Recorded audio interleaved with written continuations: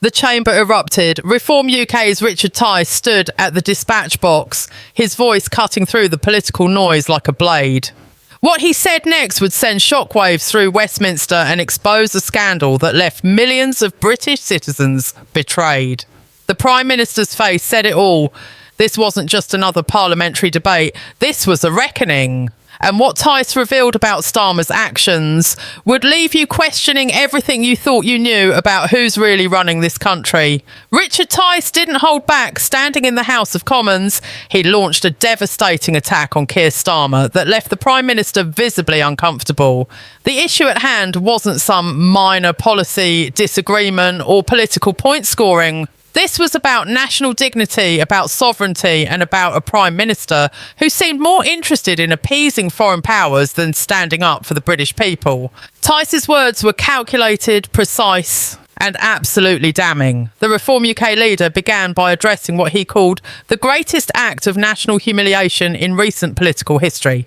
He was referring to Starmer's handling of the Chagos Islands Agreement, a decision that had sparked outrage across the political spectrum and beyond. But this wasn't just about a few remote islands in the Indian Ocean. This was about what the deal represented, about the symbolism of a British Prime Minister giving away sovereign territory without proper consultation, without a mandate, and seemingly without any regard for the strategic implications. Tice laid out the facts with brutal efficiency. The Chagos Islands, a British overseas territory for generations, were being handed over to Mauritius under an agreement negotiated by Starmer's government. On the surface, some might argue this was about righting historical wrongs, about decolonisation, about doing the morally correct thing. But dig deeper, and a far more troubling picture emerges. The timing was suspicious, the terms were questionable, and the consequences for British interests were potentially catastrophic. What made this particularly galling, Tice argued, was the lack of transparency. The British people weren't consulted. Parliament wasn't given a meaningful say. The deal was negotiated behind closed doors and presented as a fait accompli. This is how democracies die, not with a bang, but with a whimper, with leaders making monumental decisions without the consent of the governed. Starmer had campaigned on transparency, on bringing integrity back to government, on being different from his predecessors. Yet here he was, conducting secret negotiations that would fundamentally alter Britain's strategic position in one of the world's most important maritime regions. The strategic implications alone should have warranted serious debate. The Chagos Islands aren't just any territory. They're home to Diego Garcia, one of the most important military bases in the world.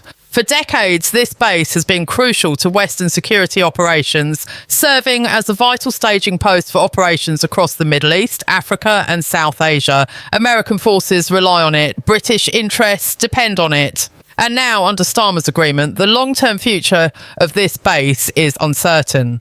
Yes, there's a 99-year lease arrangement, but anyone who understands geopolitics knows that agreements can be renegotiated, circumstances can change, and what seems secure today can become vulnerable tomorrow. Tice pointed to the wider pattern of weakness that this decision represented. Since taking office, Starmer had shown a consistent willingness to compromise British interests in favour of international approval. He'd softened Britain's stance on immigration enforcement, weakened commitments to energy independence, and now given away sovereign territory.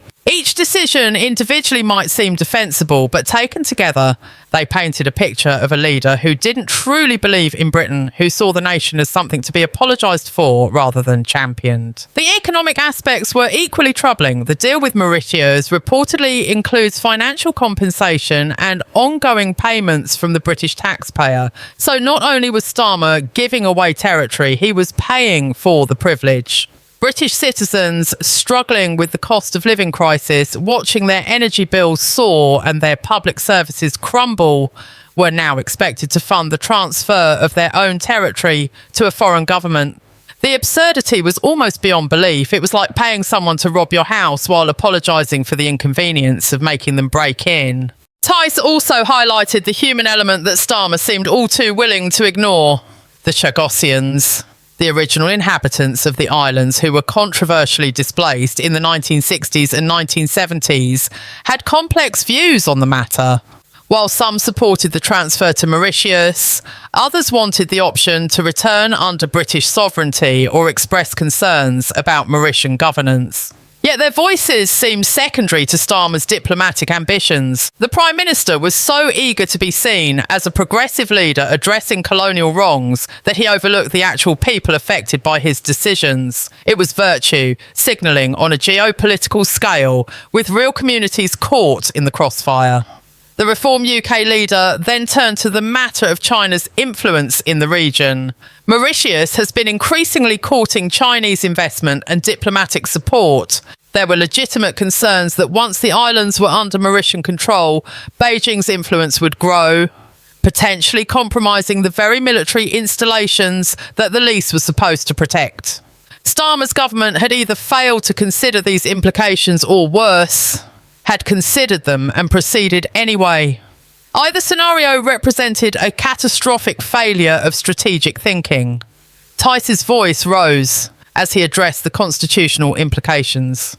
The Prime Minister had used executive authority to negotiate away British territory without a referendum, without explicit parliamentary approval, without consulting the people who would be most affected. This wasn't how democracy was supposed to work. This wasn't the transparent, accountable government that Starmer had promised. This was the actions of someone who believed they knew better than everyone else, who thought the ends justified the means, who saw consultation as an inconvenience rather than a necessity. The comparison to previous territorial disputes was inevitable. When Argentina claimed the Falklands, Britain fought a war to defend its sovereignty. When Spain made noises about Gibraltar, successive British governments stood firm, insisting that the wishes of the inhabitants were paramount. Yet now, with the Chagos Islands, Starmer was simply handing them over. The inconsistency was stark and revealed a troubling truth about this government's priorities. Some territories were worth defending, apparently, while others were negotiable. The criteria for making such distinctions remained unclear, buried somewhere in the Prime Minister's selective interpretation of international law and political convenience. What made Tice's attack particularly effective was his ability to connect this single issue to broader concerns about Starmer's leadership. This wasn't an isolated incident. It was part of a pattern. Time and again, the Prime Minister had shown himself willing to sacrifice British interests on the altar of international respectability. He wanted to be liked by the global establishment, to be invited to the right meetings, to be praised by the right commentators. And if that meant compromising sovereignty, weakening defences, or ignoring the concerns of ordinary British people, so be it. The Reform UK leader also pointed to the domestic political calculation behind the move. Starmer was facing criticism from his own left wing, from activists who wanted to see Britain actively dismantle its remaining colonial legacy. The Chagos deal was a gift to them, a way to shore up support among progressive internationalists who viewed British sovereignty with suspicion anyway. It was domestic political management masquerading as foreign policy. The Prime Minister was playing to his base, trying to satisfy the demands of party activists, while the actual national interest took a back seat. The parliamentary chamber grew tenser as Tice continued his assault, moving from the specifics of the Chagos deal to the wider implications of Starmer's approach to governance. This wasn't just about islands anymore. This was about a fundamental question of national identity and purpose. What did it mean to be Britain in the 21st century? According to Starmer's actions, it apparently meant being perpetually apologetic, constantly deferential to international bodies, and willing to sacrifice tangible interests for abstract notions of global justice. Tice argued this represented a dangerous departure from centuries of British statecraft, where national interest was paramount and sovereignty was defended regardless of international opinion. The Reform leader pointed out the hypocrisy embedded in Starmer's entire political project. Here was a Prime Minister who had spent years criticising his predecessors for lacking democratic legitimacy, who had demanded second referendums and people's votes, who had insisted that major constitutional decisions required public consent. Yet when it came to giving away British territory, suddenly all those principles evaporated. There was no public vote, no manifesto commitment, no electoral mandate. The decision was made in secret negotiations and announced as if the British people should simply accept it without question. This double standard revealed everything you needed to know about Starmer's actual commitment to democratic values versus his rhetorical devotion to them. Tice also addressed the international ramifications that extended far beyond the Indian Ocean. Other nations were watching closely, taking notes on Britain's willingness to negotiate away territory under pressure. Argentina's government had already made renewed noises about the Falklands, emboldened by Starmer's Chagos decision. Spanish politicians were discussing Gibraltar with renewed interest. Even smaller territorial disputes that had been dormant for decades were suddenly back on the table. Starmer had sent a clear signal to the world that Britain, under his leadership, was willing to compromise on sovereignty, that pressure and persistence could yield results, that the British government's commitment to its overseas territories was negotiable.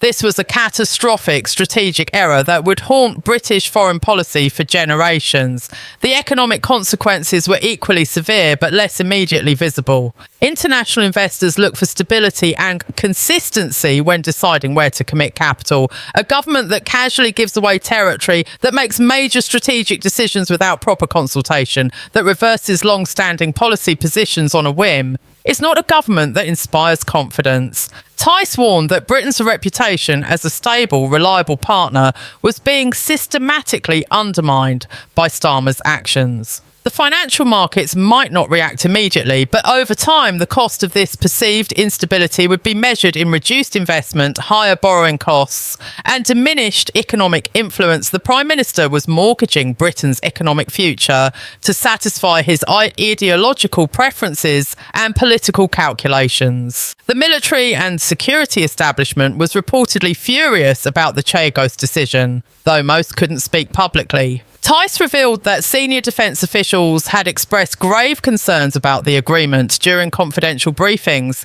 They understood what apparently escaped the Prime Minister's grasp, that strategic geography matters, that military bases in critical locations are irreplaceable assets, and that lease agreements are only as good as the political will to enforce them. The Americans were equally concerned, with reports suggesting that Washington had privately urged the British government to reconsider. Yet Starmer pressed ahead anyway, seemingly convinced that his moral vision trumped strategic reality.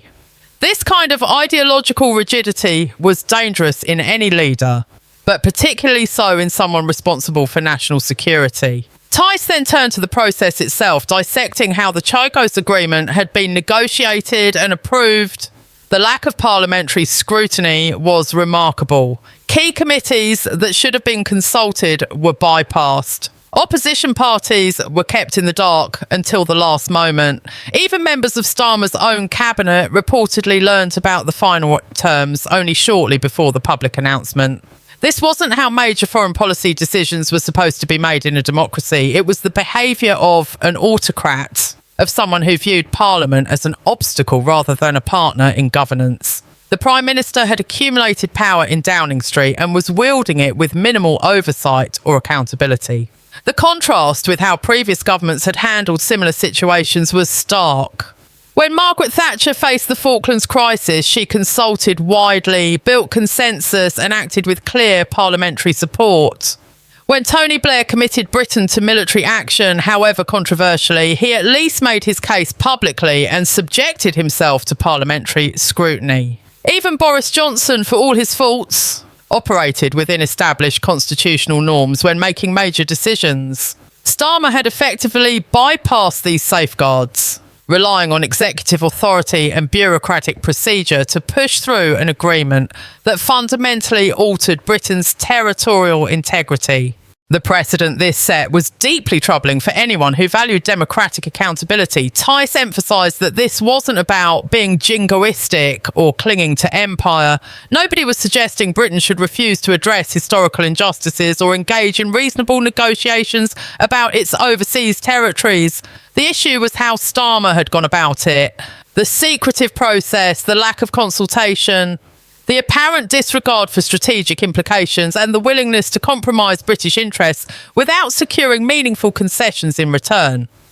A competent government could have navigated these complex issues while protecting national interests and maintaining democratic legitimacy. Starmer's government had failed on all counts, producing an agreement that satisfied neither justice nor pragmatism, that pleased international observers while alienating British citizens, and that created more problems than it solved. The Prime Minister's defenders argued that the Chagos deal was necessary to improve Britain's standing in international forums, particularly with developing nations who viewed the continued British control of the islands as a colonial anachronism. Tice demolished this argument with withering effectiveness. Britain's international standing depended on being seen as strong, principled and reliable, not on being a soft touch that could be pressured into giving away strategic assets. Respect in international relations comes from strength and consistency, not from weakness and appeasement. By giving away the Chagos Islands under pressure, Starmer hadn't elevated Britain's standing. He had diminished it, showing the world that British resolve could be broken with sufficient diplomatic pressure and moral posturing. The deeper implications of Starmer's actions extended into the very fabric of British constitutional arrangements and the relationship between government and governed. Tice highlighted how this episode exposed fundamental flaws in how the current administration viewed its mandate and responsibilities. The Prime Minister had come to power promising a new era of honest politics, claiming he would restore trust in government after years of scandal and controversy. Yet here he was engaging in precisely the kind of opaque decision-making that breeds cynicism and alienates voters. The Chagos Agreement wasn't just bad policy, it was a betrayal of the political promises that had brought Starmer to Downing Street in the first place. Citizens who had voted for change, for transparency, for a government that listened, were instead getting more of the same elitist decision-making that characterised the worst aspects of British political culture. The timing of the announcement raised additional questions that Tice was eager to explore. Why now? Why rush through such a consequential decision without proper debate? The suspicion was that Starmer's government knew the agreement would be unpopular and wanted to present it as a done deal before opposition could properly mobilise. This was political calculation at its most cynical, treating the British people as obstacles to be managed, rather than citizens to be consulted. The rush timeline also suggested that proper due diligence might not have been completed, that legal implications might not have been fully explored, and that alternative options might not have been adequately considered. When governments hurry major decisions through without proper scrutiny, it usually means they're trying to hide something or avoid accountability. Tice also addressed the broader ideological framework driving Starmer's foreign policy decisions. There was a consistent pattern of prioritising international opinion over national interest, of viewing British history through an exclusively negative lens, and of treating sovereignty as something embarrassing rather than essential. This post-national mindset might play well in certain academic and media circles, but it was fundamentally at odds with the views of most British citizens who still believed their country had a right to exist, to defend its interests and to make decisions based on what was best for its people rather than what pleased international bureaucrats. The disconnect between the governing elite and the governed had rarely been more visible than in the Chagos debate. The legal dimensions of the agreement deserve scrutiny that they hadn't received. Tice pointed out that the International Court of Justice advisory opinion that Mauritius had relied upon wasn't legally binding and had been controversial even among international law experts. Britain had a strong legal case for retaining the islands based on continuous administration and the strategic importance of Diego Garcia.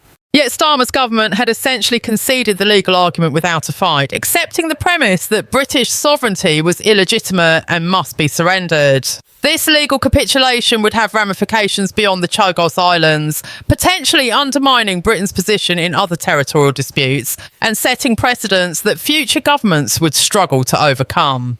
The environmental and scientific implications had also been largely ignored in the rush to complete the deal. The Chagos Islands contain some of the world's most pristine coral reefs and marine ecosystems. Under British administration, the area had been protected as a marine reserve, one of the largest in the world. What guarantees existed that this protection would continue under Mauritian sovereignty? Mauritius was a developing nation with legitimate economic pressures and might prioritise fishing rights or resource extraction over conservation. The British government had maintained strict environmental protections precisely because it could afford to prioritise long-term ecological health over short-term economic gain.